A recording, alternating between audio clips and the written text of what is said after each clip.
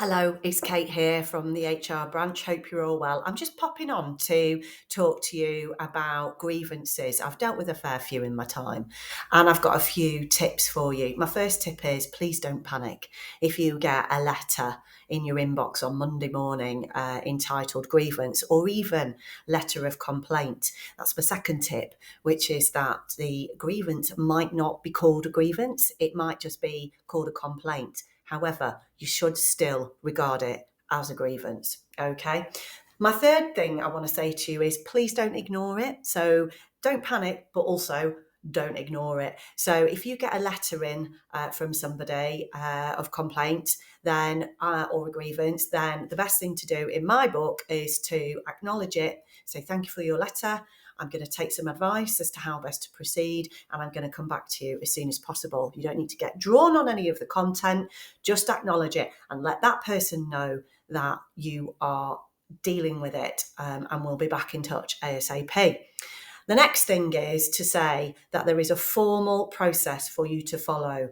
Okay, so even if you don't have a grievance procedure or process in place at your organisation, there is something called the ACAS code, which must be followed if you receive a grievance, okay, or a complaint. And we can help you with that. So we have dealt with a lot of these, and the process is quite simple. You talk to the individual, you understand what their issues are and their concerns. You then go off and do any investigation that you need to understand more about what they've said. So that might involve talking to other people. It does go without saying, it should do anyway, it doesn't always work, that this should remain confidential as possible. So whenever you have a conversation with somebody in the course of the investigation, it's important for you to let them know that it's confidential. Okay, what we do then is we provide an outcome to the individual and let them have the right of appeal against any outcome that we provide to them. Okay.